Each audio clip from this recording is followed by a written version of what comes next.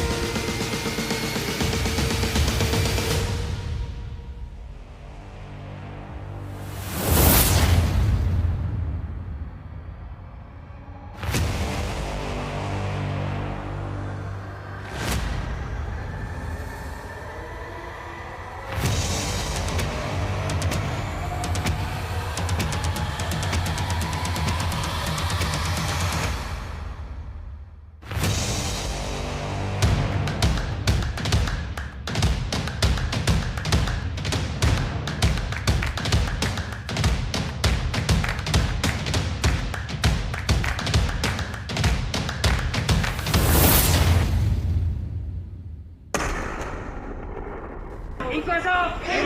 Inquisition! Inquisition!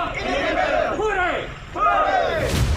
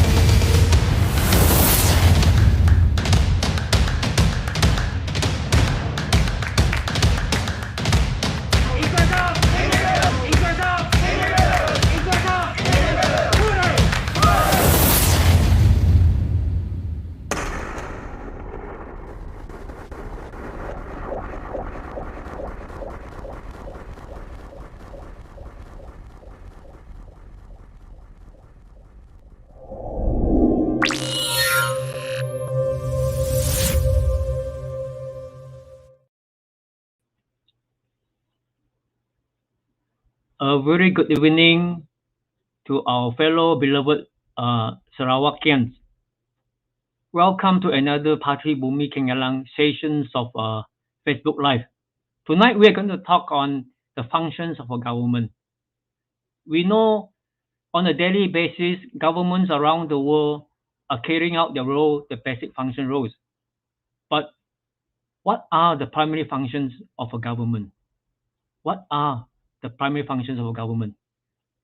Tonight, we're going to, if you do not know, I think tonight we have got two, we're going to bring you and we're going to elaborate to let you know. Many of us may have known something about a government, but most of us do not know the primary function of a government. So tonight, we have invited two guest speakers to help us understand the role and function of a government. So the first speaker we're going to introduce is Priscilla Lau. She is a practicing lawyer in Cebu and is also the Secretary General of Party Bumi Kengalang. The second speaker is Alex Wu. He is based in Bintulu. Is also a practicing lawyer. Let's put our hands together to welcome Priscilla and Alex. Welcome Priscilla and welcome Alex. Welcome to tonight's Facebook Live on the functions of a government. Before we go to the questions, I would like every one of us who are watching this Facebook Live, please share to your friends. Please share and like our program because we want every one of us to share to let you know what is happening, what is the role of our government, what we should know, and what are things that you can help us. So please share this program tonight. Share with your friends as many as possible. We thank you for coming on to tonight's Facebook Live. We thank you for supporting us. Okay, let's go to the topic. What is the function of a government? Priscilla, what is the government? Thank you, Raymond. Good evening, Sarawak. Right. Generally, in a nutshell, can you hear me? Am I stuck? No, it's okay. We can hear you. I'm okay. All right. Sorry, I was lagging a little bit. All right. Basically, in a nutshell, a government is formed after a general election in a democratic country. It will be formed by the party or an alliance of parties that commands the most seats. And so, hence, a government is formed by them. Thank you. Thank you, Priscilla. We know, in general, a government has a huge role to play. We know that there's so many things that they need to run on a daily basis. But we are not going to delve into this. What we're going to do now is we're going to focus on the primary function of a government. So, Alex, what are the primary functions of a government? Thank you, Raymond. Indeed, when we're talking about government, it is a major topic which everyone should know and understand. Tonight, we will be focusing on 6 primary functions. Number 1, protecting human rights. Number 2, defend against external enemies. Number 3, managing economic conditions. Number 4, redistribution of income and resources. Number 5, provide public or utility goods. And last but not least, prevent any externality. Thank you, Em. Thank you, Alex. Alex has mentioned 6 primary functions of a government. And one of the first one he mentioned was the protection of human rights. The protection of human rights. Priscilla, can you elaborate on this? Yes, Raymond. Now, the first primary function, which to me is also the most important function, is the protection of human rights. Not only does the government protect, a government must promote human rights as well. Basically, human rights can be defined under 5 core principles. They are based on shared values of dignity, fairness, equality, respect, and independence. There are laws that are made internationally to protect these human rights. The International Convention on the elimination of racial discrimination. I think a lot of you know this. It is the ICERD, ICERD. That was such a hot topic in Malaysia in 2018 when Tun Mahathir was the Prime Minister. This is the United Nations International Convention for Equality of Races. Basically, there should no more be any racial discrimination. And this ICERD was actually adopted in United Nations in 1965 and was enforceable by 1969. However, till today, Malaysia, even though Malaysia is a member of the United Nations, Malaysia has not subscribed to ICERD.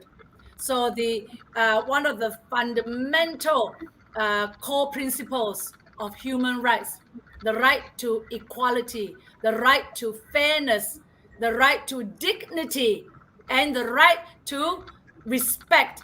This is not given to all the citizens of Malaysia because of the arguments that were put forth by certain parties that certain races hold preferential treatments. You know, they have a special standing in society.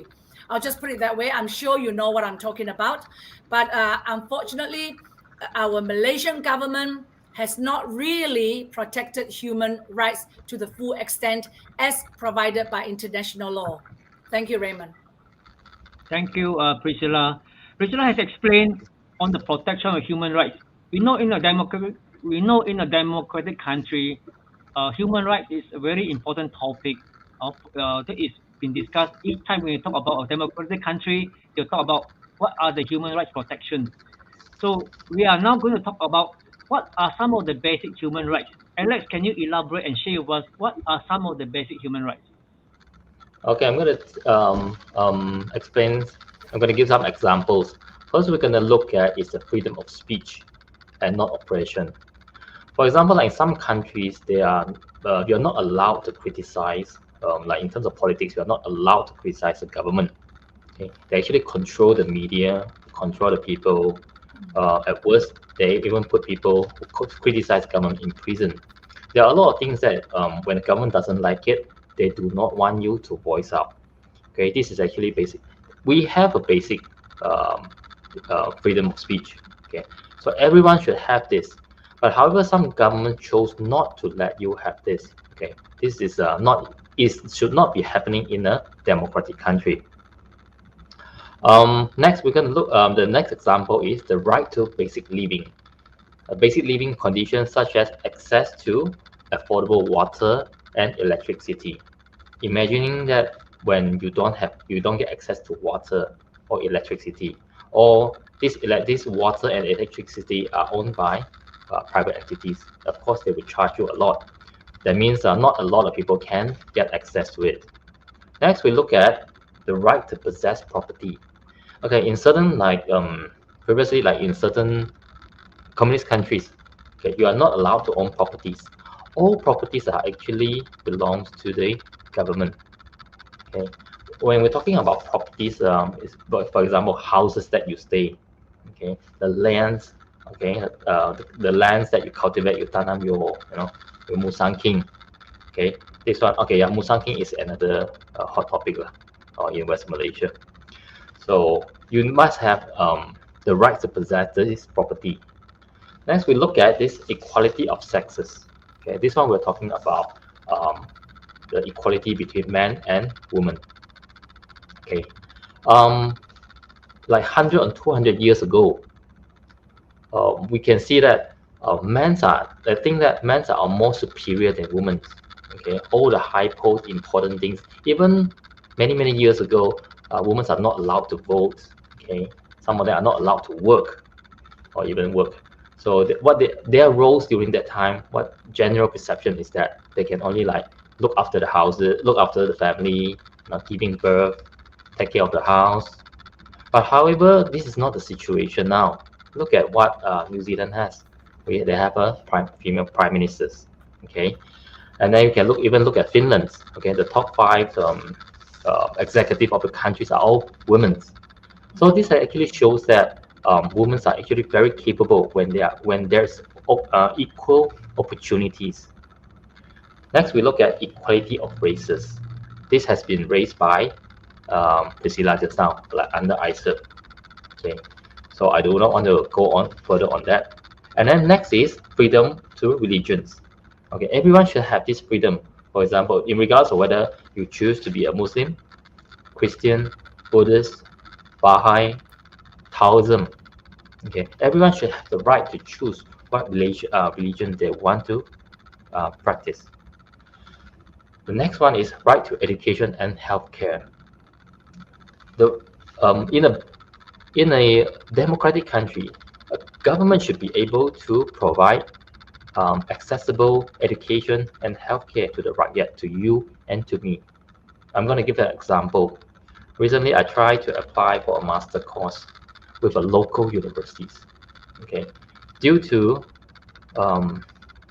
certain quotas and restrictions, like Priscilla has mentioned, which you all know, that I'm not able to be entered into this local university. Okay, so I have to pay extra because the local university, the fees is only something like 10,000. Okay, 10,000. So I have no choice. Okay, I have no choice. It's not that I do not want to pay for a more affordable education. I am being forced. Okay, I'm being forced to go into a private university, which I need to pay almost 50,000. It's 5 times, which I should be able to pay to, which is a 5 times that I should be paying. So we should in a really democratic country, the good government should actually give access to everyone without any quotas and restrictions. Next, we talk about the right to social security, such as welfare benefits, such as subsidized housing, retirement benefits. For example, like in Australia, in England, I believe in the US as well, the taxes are very high compared to Malaysia. But however, the government actually tax the rich people, and they redistribute these taxes for the benefit, for the welfare of the people, by giving they're giving a lot of benefits, and they're really taking care of the orphans and the old folks. Okay, thank you, Raymond. Thank you, Alex, for taking us through on some of the basic human rights. Now we know that basic human rights for a country is very important, but that is not the only primary function of a government. So now we go to the second. The second primary function of a government is to defend against external enemies. So now we're talking about a country, talking about a nation, we have to secure our borders. So Priscilla, what are some of the factors? Can you share with us on this? Right, defending against external enemies. So concerned with that. They were asking me, Priscilla, independent all the time. If you talk about independent, aren't you scared of being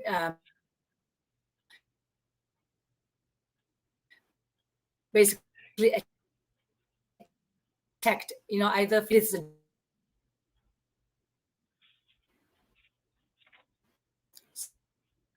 I was lagging again in my. Yeah, the line is lagging. Sorry for that. Be patient and bear with us. Yeah. The job of every government to protect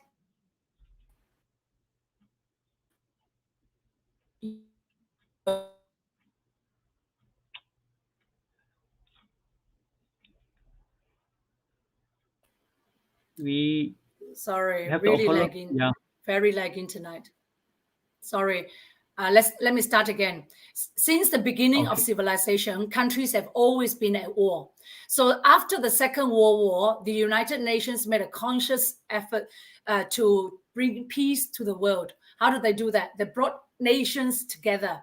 And after the signing of the Treaty of Versailles to end the Second World War,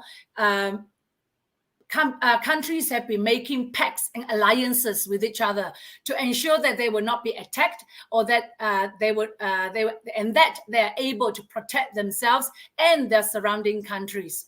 So Malaysia, being one of the member nations of United Nations, Malaysia entered into many alliances, the longest one being in 1971, when Malaysia entered into the Five Nations Defense Arrangements, Five Powers Defense Arrangement, FPDA.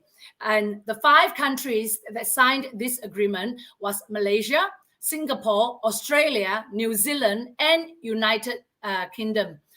The 5 nations together promised to look after each other, especially with the 4 being in Southeast Asia, the Singapore, Malaysia, Australia, and New Zealand. They are to look after the peace in this region. So if they know of anyone wanting to attack any of these countries here, they must immediately inform each other and United Nations.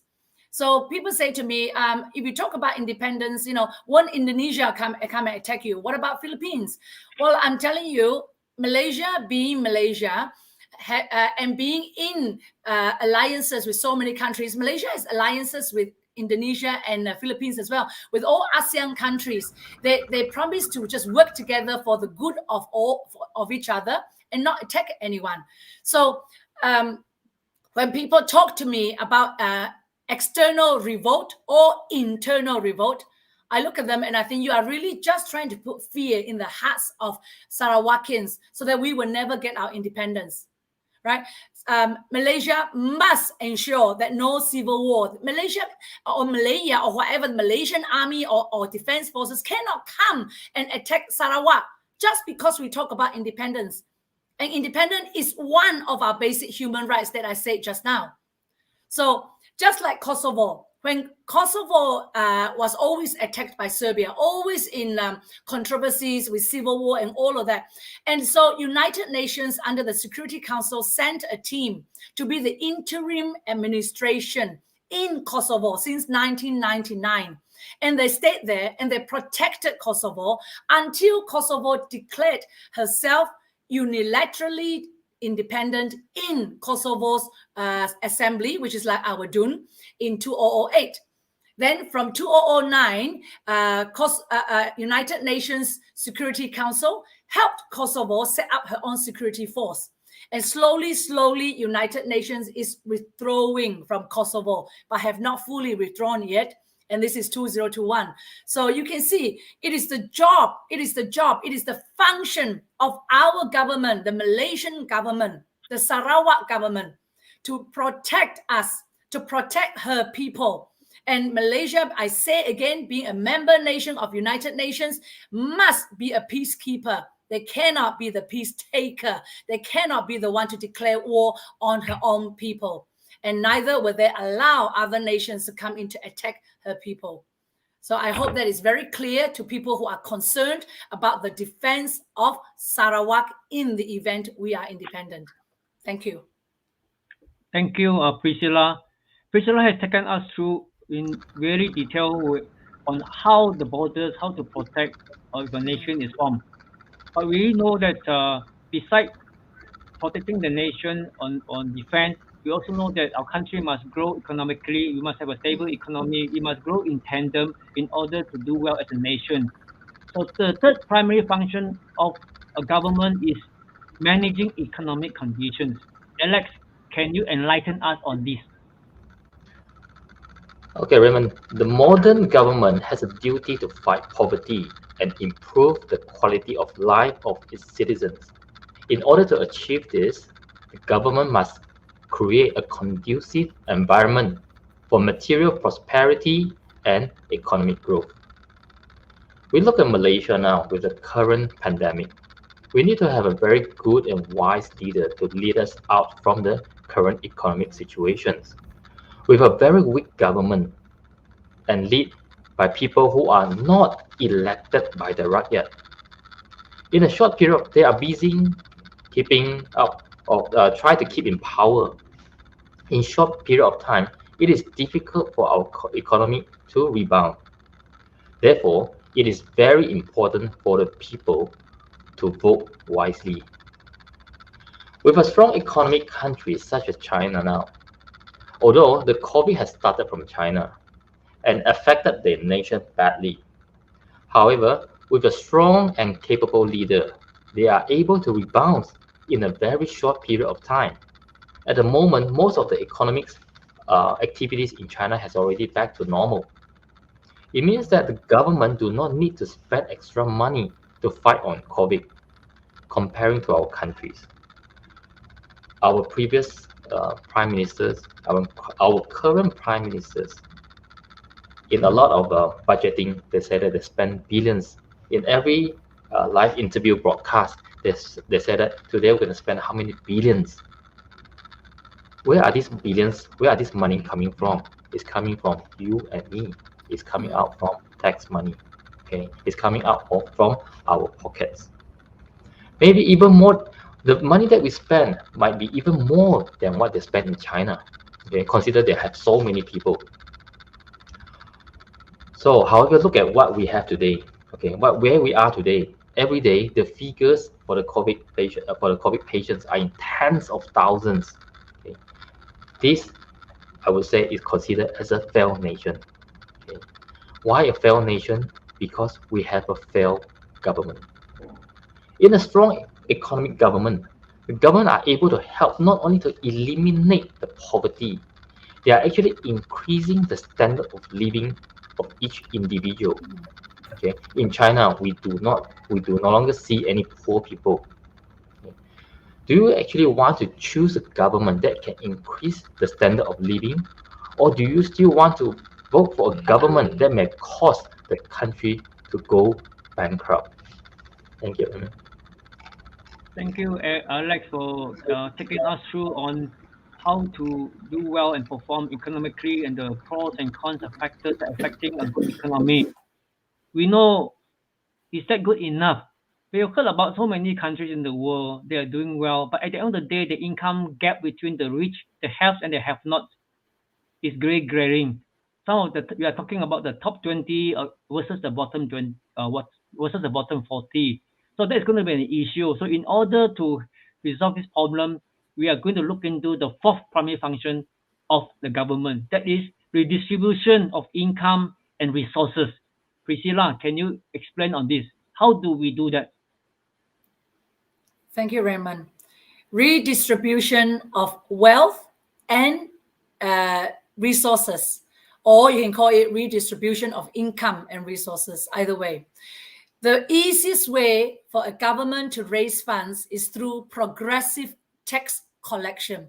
They collect from the individuals, they collect from companies, they collect from SST, GST, RPGT, all these taxes, even duties on our cars, so they collect in every possible way because this will be the easiest income for a government. See, you need an input and an output. Now, in progressive nations where people are not in the third world, meaning not extremely poor, where the majority of the population is in the middle and upper, the income collected would definitely be used properly or more effectively towards the elimination of poverty that Alex has said. So it would be given in terms of welfare, benefits, subsidies, startups or whatever, just to encourage the economy to boom. I take Singapore as an example. A lot of people think of resources and then they'll say, wow, but in Sarawak, we are so rich. We have so many natural resources. Malaysia, we are rich because of natural resources. Singapore had none of that. So how did Singapore manage to be one of the top countries in terms of GDP and the highest standard of living for her people? Singapore had no natural resources. So what did Singapore do? Singapore invested in her people. Her people are her resources. So Singapore, you can see now, yesterday I was just sending out all the information about studying nursing in Singapore. Singapore encourages you to come and study nursing in Singapore. They give you free education. They pay for your lodging and your food. On top of that, they give you a bit of pocket money. And when you graduate, they guarantee you an income of 7,000 ringgit and above. You see, so Singapore gets the best from everywhere. You come, we will take you. And you can see so many of our Sarawakian good students good doctors, good lawyers, good everything. They end up working in Singapore because Singapore wants you to come in and basically build up their human resource. With the human resource, they are able to entice foreign investments. They're able to build all their IT, their AI, or whatever, all the more technological things, you know. So they are able to compete so much internationally that our ringgit is now worth 3 ringgit to $1, Sing dollars, that is. And I remember when in the 80s, 90s, it was almost equal. Imagine in the short term of something like 30 years, we have fallen behind so far. And Singapore is so advanced. In 1965, when Singapore left Malaysia, Singapore was not so advanced. Singapore didn't have an army. Singapore did not have any natural resources apart from air, because she couldn't even drink her water. She had to get water from Johor. So a well-managed, a well-governed country where the government is really efficient, it's not just the natural resources that helps to build you up. You will come up with ways of building up your nation. That's why Malaysia has no excuse. How can Sarawak be one of the poorest states? Okay, I hate saying states, negeri. We are a negara. But out of the 13 states, we are the poorest, one of the poorest with Sabah. When we, in GDP form, contribution to Malaysia gross domestic product, Sarawak is third. We come after only federal Wilayah Persekutuan. We come after Selangor. Then it's Sarawak. We have no tourism. We have nothing. What do we have? Natural resources. Our oil and gas is not counted as our own. It is counted as theirs. So without that, we are still third. So you can see the redistribution of income and resources in Sarawak is not on. It's not right. As Alex has said before, so many people don't even have access to water and electricity. Simple things. Needless to say, they have access to the internet. Look at me, I'm lagging so much tonight, you know, and I don't live in the rural. I live in the urban Cebu, very near the city center, the town center. So you can see that all our resources are not being put to proper use. Our income is not distributed properly. The government has received, but what they have done with it, you know, and I know. In these 2 years of pandemic, how many of you have not received any subsidies, have not received any help, have not received any welfare? The blind people in Cebu here, I was talking to them, they are only given 400 ringgit a month. And during the pandemic, the government says, oh, we love you so much, we give you 50 ringgit more. So they get 450 ringgit. That is hardly even enough for rental. So what's happening to Sarawak? So Sarawakians, wake up, think about it. I've given you the facts and the figures. So a good governance will not be producing a poorest state. Thank you.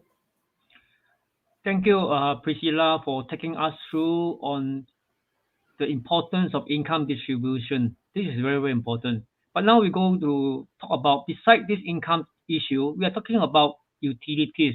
Very often we hear in the public, or you hear in the coffee shop, we talk about, I'm paying my utility bills. People is lacking these basic amenities. So these are the issues that we always hear and talk about. So the fifth primary function of the government is to provide public or utility goods. That is that function. So Alex, can you elaborate on this? What are public or utility goods? Okay, Raymond. Public service or utility goods are generally services that cannot be provided by an individual or a private company to the public. And if it is provided, it will be deemed to be unfair or not efficient. Okay, I'm going to tell you a few examples. These are not exhaustive. These are just a few examples. Like, for example, national security. National security, that means like armed forces. And then, for example, the armies. The private individuals are not able, although they can, for example, like missionaries, but we cannot outsource this to the missionaries. It's very dangerous. That means missionaries is just like a contractor. Okay, you're paying them to ask them to come and protect your country. Okay, they might overturn, and it's a very dangerous thing. So this national security, it must be provided by the government. Okay. Next, we look at interstate highways. Okay, this can actually help the economics as well. So because the transportation time, the cost from one place to another has been seriously reduced if you have a very good highways. Okay, now when we talk about highways, as a lot of you and me, we're all Sarawakians, we know that we have been talking about this Pan-Borneo highway for the past 50 years. We are such a rich state, supposedly, like what Priscilla has said, because due to the natural resources. However, after we we have formed Malaysia, until today, we don't even have a proper highways as compared to our counterpart in Malaya, in West Malaysia. You have your North-South Highway, you have your Max Highway, you have your a lot of highways. Okay, a lot of this actually, the money, where does the money come from? It comes from Sarawak, okay, and from Sabah as well. The next, we look at what else? Infrastructure maintenance, such as street lightings, roads, buildings, public buildings, these and like civic centers. These are the things that supposedly to be provided by the governments. Okay. And we look at public health care. Public health care, the health, because a lot of people, you and me, we tend to get sick. Okay, we go and see doctors. Okay, like the less serious one, maybe you go and see a general practitioner, they prescribe you medicine. Okay, that's it. Touch wood, if you are very sick, okay, you are in a rural area, like especially in Sarawak, you don't get access to good medical services. Okay, they don't have such a equipment for you. A lot of time, this patient would need to be transported to, like in a bigger city, like in Kuching maybe, or even to KL. But this one, you will need transportation. You need to wait for the flight. It's not that every hour you get flights to fly people, the patients to this hospital. So many patients has actually died, okay, due to this. Next, we're gonna look at the public educations. Okay, public educations, like I mentioned, a good governments in the democratic countries, this government should be providing public education to everyone. Okay, they have to make sure everyone knows how to study, how to read, write. It's very important for the improvements of a country. Then we look at the utilities. Okay, utilities, basically what we mean is like waters, electricity. Again, in a lot of rural areas. Okay, this is an interesting one. I think last year or this year, there's an issue of the students taking exam. Okay, they have to go up to the tree. Okay, no wonder people are like saying that. Why are you Sarawakian or Sabahan? You really live on the tree, is it? Okay, so that's why it is very important. You see, Sarawak and Sabah, we are such a rich states because of the resources. However, we don't get access to these utilities. So where some people don't get, these are for internet. Some people don't get, some like rumah panjang, okay, long houses, some kampong, they don't get clean water. Okay, they rely on rainwater, and then rainwater will go into like a tank, and then they use water from there. And then electricity as well. A lot of people still don't get electricity, a direct electricity. Then they still have to rely on generator set.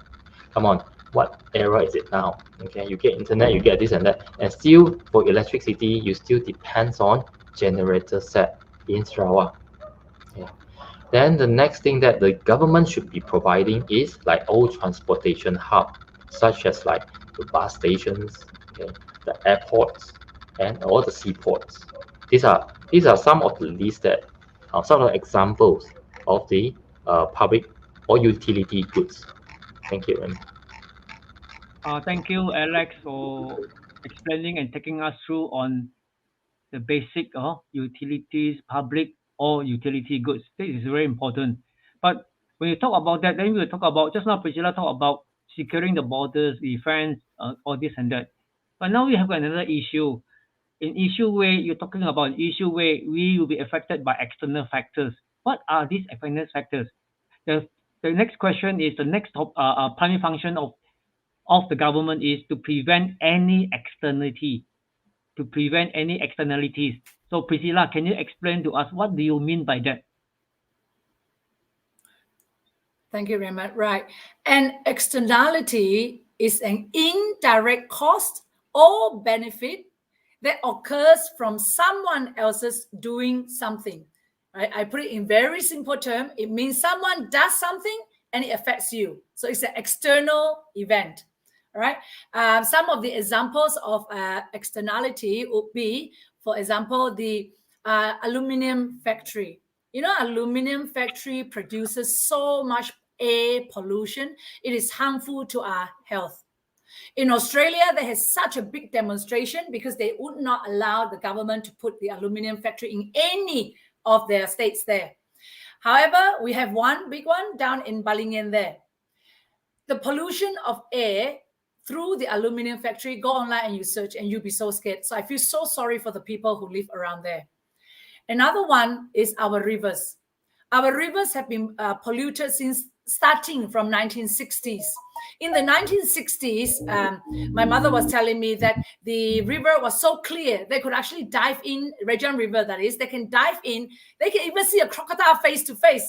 They can catch the prawns, and it was so clear, beautiful, clean water, river water. However, from the logging, look at our river today.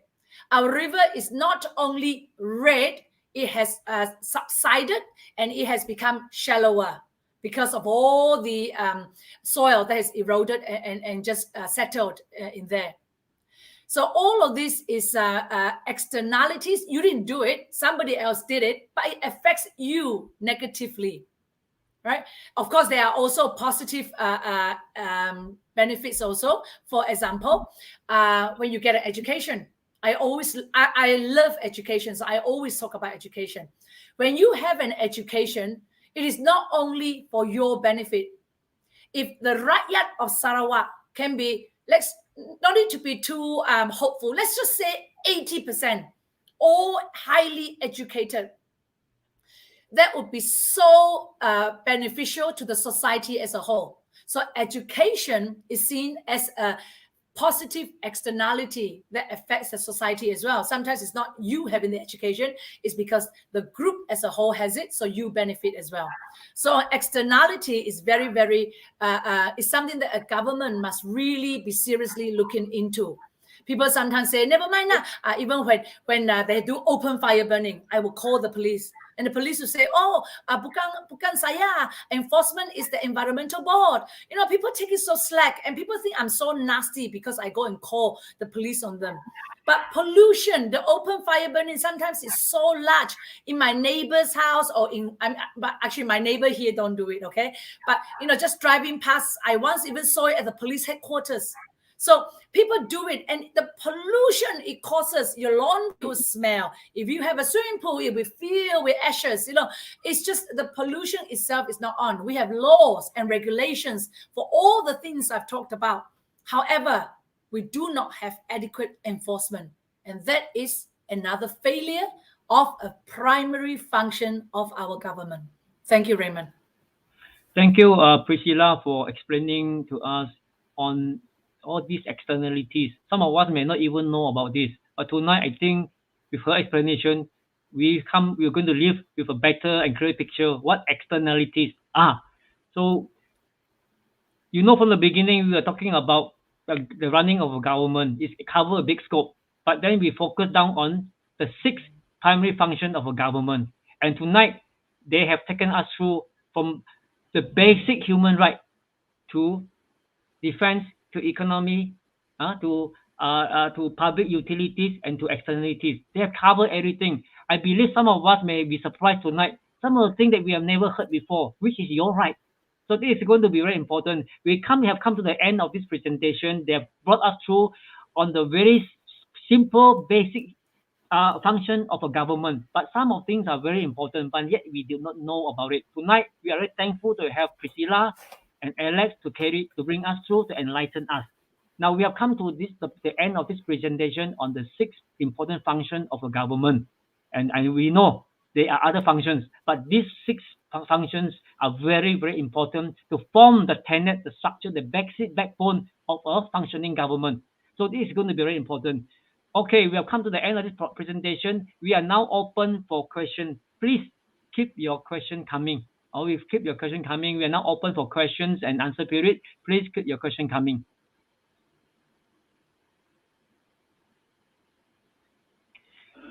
From here, I just go through some of the comment.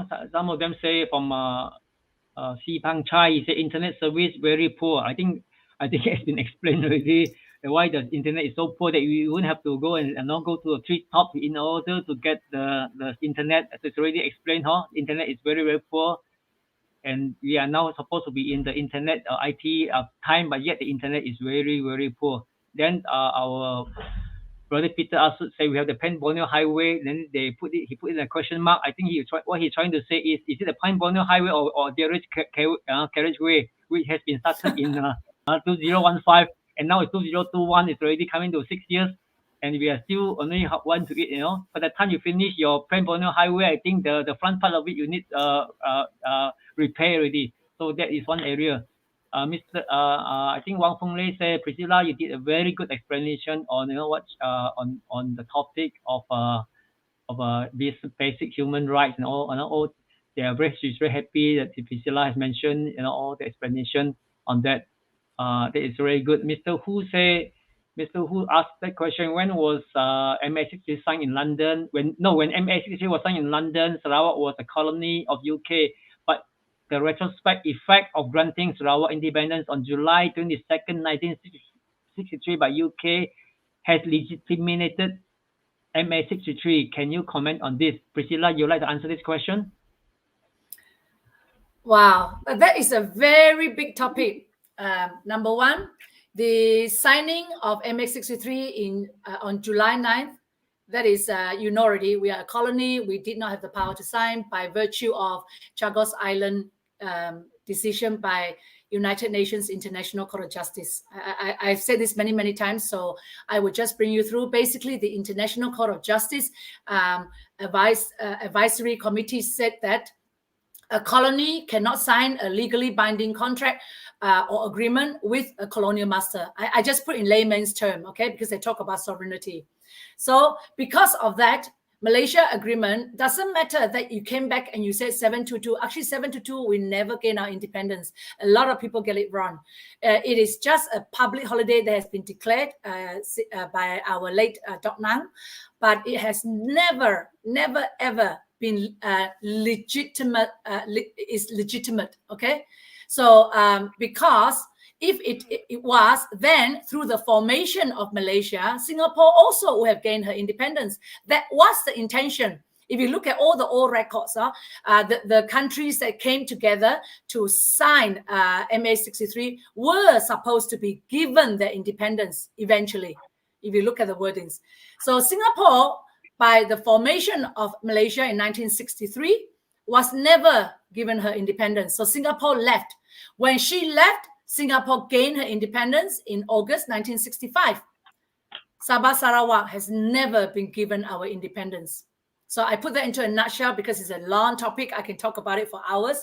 But if you want to hear more, can go onto YouTube, look for Voice of King Yalang, and you look for my last Facebook Live, which is completing our 58 years journey to independence. That one is in English. And then there's another one where we talk about does Sarawak have the right to independence? That one is in Chinese. That will explain to you very clearly whether we have ever gotten our independence. I hope that answers your question. Thank you. Thank you, Priscilla, for answering Mr. Hu's question. There is another question which is, I think Priscilla may need to clear the air. It has come from a viewer by the name of Musa. Musa, he mentioned something like that. He said, Pegawai Bintang Kenyalang, PBK. Parti Bumi Kenyalang, PBK, are you GPS people? So because of the PBK, which Pegawai, if I'm not wrong, Pegawai Bintang Kenyalang is an award given, a set award. now they are trying to link Pegawai Bintang Kenyalang with Party Bumi Kenyalang. Priscilla, would you like to clear the air on this confusion? Musa, thank you for your question. How interesting. I never thought about it like that. But no, definitely we are not with GPS. You know, if we were, then we will probably be talking about the same thing as them, which is still making MA63 a secret, cannot tell you what is happening. We went to London, but what we found must be secret. And we will not be teaching you about your right to independence. Why should we, if we are part of GPS? Right? So do not be fooled. Do not let people put fear or put doubt in your heart, because PBK, Party Bumi Kenyalang, is really, I always say it, we are a people's party because we are made up of the people of Sarawak on the ground, the men on the ground, like you, like me, right?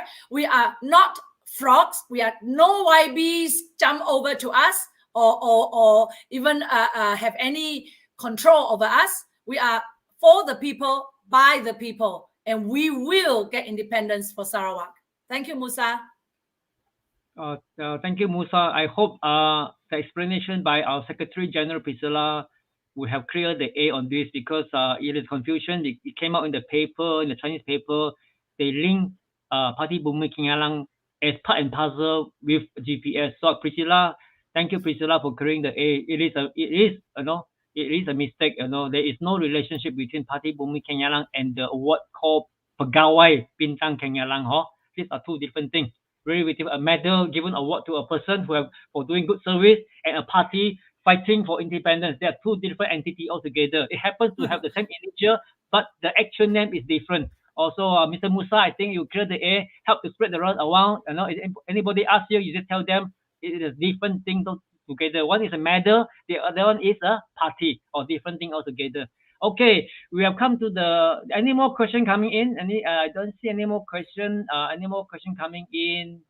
Of course, there's a comment by Andy Ye, our brother Andy Ye. He said, Musa said people are also confusing GPS as global positioning system. GPS as global positioning system. We are in the internet time. People are intelligent. They can coin all kinds of meaning for all those initials. So we have to give them respect for doing that. But some are good, but some are not so good. But anyhow, we respect you for your freedom to express yourself. So in the end, okay, we have come to the end of because no more question coming in. So what I'm going to ask now is that if you care to look at the bottoms of the right hand corner, you will see a QR code. A QR code just just below our Party Bumi Kenyang logo. We would appreciate if any one of you spend some time to scan this QR code, and then we would highly appreciate that if you have this burden and commitment to support the well-being and the cause and the direction of Party Bumi Kenyalang, we would like you to donate and contribute generously to our cause, because we know, as Priscilla said, we are of the people, for the people, by the people. So what can you do to help Party Bumi Kenyalang is to play a role. Let us do the heavy lifting. You support us from behind. Scan the QR code, commit to us, do a little bit of contribution. Your contribution will be highly appreciated. We thank you. Don't feel free to do that, and we hope that you support us in any way we can. We appreciate that. Thank you for all our viewers tonight. Before we conclude this program, we want to go back to our panel, our two speakers, to give us the last word and encouragement. Alex, to you, you would like to give us your last word? Okay, okay, I'm going to conclude this by saying that, fellow Sarawakians, okay, when Malaysia was formed, okay, what is the relationship like between Sarawak and Malaya and other counterparts? Sarawak and Malaya, we can say that our relationship is basically like a marriage during the formation of Malaysia. Okay, in a marriage, you have a spouse. When your spouse is taking advantage of you and not treating you well, do you still want to be together? Mm-hmm. Your spouse is actually taking benefits, taking advantage from you.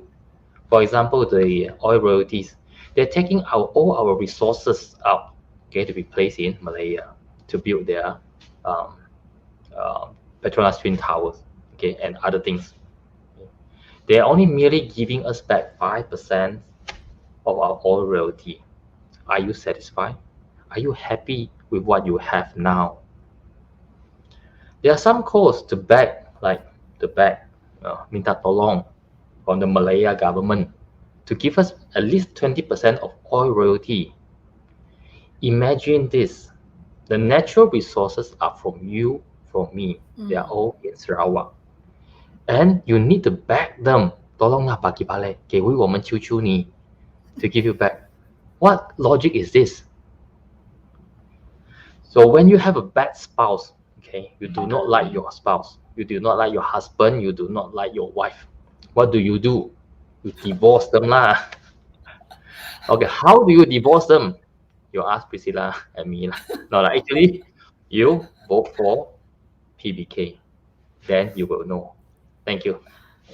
Thank you, Alex, for a very meaningful, giving a very good practical example. This is an example where every one of us should understand and know. Okay, Priscilla, do you have your last word? Okay, thank you, Alex. That was very, very good example he gave. You know why tonight we spoke on the functions of government? It's because so many people have been attacking us, saying that, oh, you PBK, you don't have any veteran politicians inside. You know, some parties have got politicians, YBs, that are like 30 years there already. So they say, do you even know how to form a government? So tonight, that's why we brought out this topic, the functions of government.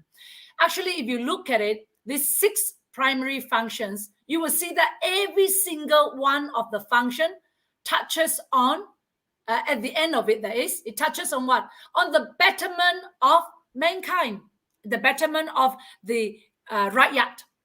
So really, our government, everything they do is human rights, redistribution of wealth, bringing up the economy, defending us from our enemies, making sure that laws are enforced for externalities, and all of these are supposed to make your life better and my life better. So we do not have to suffer the way that we've been suffering, right? So that is the reason why we brought up this session, the functions of government, so you understand what a government should and should not do. Now, I would like to talk about the rights. Very, very often, people, when we tell them of their rights, they go, "Ume, really? Yeah, really, my rights are." I tell you a true story. Happened to my family, myself and my son. Do you know that every citizen of Sarawak, I don't want to talk about anywhere else, every citizen of Sarawak, if something happens to you, if you are walking on the road, whether it is in the rural area or in the urban area, or if you walk into a shop, an office or anything, and an accident happens, you trip, you fall, you injure yourself, you don't bleed or you bleed, it doesn't matter. The fact is you suffered an injury, can be a bruise. Now let me tell you a story. My younger son, a few years back, he went to the fun fair here before MCO, and he tripped, and his little toe on his foot fractured, the bone inside fractured, and he was in great pain. So I brought him to the doctors and all that, and in the end, I issued a letter of demand. I issued a letter of demand to the council because my son suffered the minor slip at the fun fair where the property belongs to the council. So council gave it to the public liability insurer, right? The insurance company. And my son got paid 4,300 for it. I myself, I don't know whether you saw my Facebook, but not long ago, before the MCO, I actually fell into a drain. You know, our council, very nice. Some drains, they don't cover them. Some are open, some are closed. Well, I happened to fall into an open drain. And I injured myself. I was bruised all along my arm. My ribs were scratched. My knees was badly scratched. I didn't bleed very heavily, but it was just scraping. You know, there was redness and all that. But I suffered great pain. I had a lot of bruises for about 2 weeks after that. And so I went to see the doctors. I went to Chinese doctor, you know, the government doctors, whatever, private doctors. So after 6 months of treatment, I eventually sued SMC. I just wrote them a letter of demand. I said, oh, well, I fell down at a public drain. So you know how I was paid? In law, I'm allowed to get 10,000 in law. So the insurance company called me up and said, Priscilla, runding lah. I pay you a little bit less. I said, okay, how much? So in the end, they paid me 7,500 with additional 750 as my legal cost. Why do I tell you that? I tell you that because a lot of people don't know your rights. This is very simple, small rights. If your car go over a big hole in the road, don't go there and point and take a photo of the hole and then ask your council or JKR to fill it up. No, take a picture of the hole, yeah, but take it and lodge a police report. Take it and go to your doctors, not doctors if it's the car. Take your car to the repairers. Council, the public liability insurer of council must pay you for the cost of to repair and for your suffering that the law provides how much each thing is. So I'm just telling you one of your right tonight. So when we talk about human rights, dignity, what is dignity? Dignity is when you have pride. I can call myself a Malaysian. I call myself a Sarawakian without fear and favor. I have dignity in my race. I have dignity being who I am. Nobody will look down on me just because I'm Chinese, just because I'm female. There is fairness. What is fair? Lawyers, we talk about fairness all the time. Is it fair that we are called pendatang for the Chinese? Is it fair that the Iban are classified as others? Is it fair? Is there equality? Equality can be like what Alex was saying just now. Equality not only of races, but of privileges, of benefits, of going to uni, of doing a master's course, not having to pay 50,000 when others in the quota can pay 10,000. That's equality of respect. Do we even get that? Of independence. Now, this is the one I want to talk about. Independence is your birthright, is my birthright. Sarawak has an international right to independence. That is why Parti Bumi Kenyallang, we are always talking about independence. Why won't anybody else tell you? Why won't that YB, the one who's been criticizing us and putting fear in our hearts, threatening us with bloodshed and all, he has been there for 30 years or more. Why didn't he ever tell us we have a right to independence? If Parti Bumi here, who would tell you? Nobody would tell you. If I'm off GPS, I won't tell you. Just now somebody said PBK is off GPS. If they would have told you, they would have told you 58 years ago. They would have told you when they came back from London looking at MA63, because there are documents in there that states very clearly. The British secretary wrote to the British government and said about the independence, why Sabah, Sarawak, North Borneo, Sarawak, Singapore should come together with Malaya to form Malaysia, because it was with the intention to improve our lives, make sure we are competitive globally in the world, and to give us our independence. It states there. So 5 of the core principles of basic human rights is one of it, and the most important one of it is independence. So please go and tell people, go and tell your friends, your family. No one wants to be in jail forever. No one wants to be, in Chinese we say, 绑住, locked in, prevented from having the freedom, the equality, the fairness, the dignity, the respect that we deserve. So I hope you enjoy our session tonight. We will be doing this much more. Come and support us. PBK is really the only party that is serious about independence. We tell you the recipe. We tell you how we are going to get independence. We tell you we will go to Dun, we will have a show of hands. Right after that, we will take that independence like Kosovo, we will register it with United Nations and apply to be a member nation. No other party will give you the recipe, whether it is for independence or for any other things. So thank you. God bless Sarawak. Thank you, Raymond. Thank you, Priscilla, and thank you, Alex, for giving us the last word. just in summary, we just heard this just now, the 6 basic principle of of a government. Some of us may not even know. So now Priscilla, in conclusion, has elaborated further. Even independence is a very basic right. When she gave an example how she fell into the drain in Cebu and the son got twisted, the last the last leg toes. But at the end of the day, she she took up a case against them. Maybe sometimes it's good that that we public is being educated. We thank Priscilla for educating all these people, because why? It's high time that the public we make a way that they have the right to protect themselves. So maybe that is one way to even act like a check and balance on the council, that they will start doing something good, because they know that they're going to be sued. So you may have better drains, you may have better roads, you may have better amenities, because why? They know that if something goes wrong, they will be sued. So that is one good thing. Thank you, Priscilla, for bringing us up. We know for 58 years, if they don't bring this up, public utility, to us, to let us know that we have a right to claim against them, do you think they will tell us the right for independence?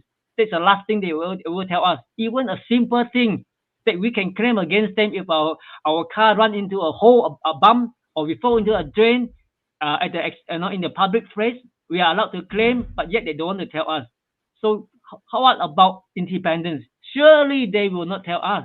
So we have to thank Party Bumi Kenyalang for coming together this night to continue to give us public awareness.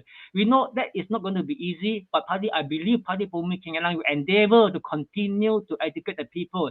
This is your basic right. Nobody has ever done it for 58 years. It now comes to light to every one of you. It is going to be a hard job, but I think Party Bumi Kenyalang is doing a great job trying to educate 58 years of blindness.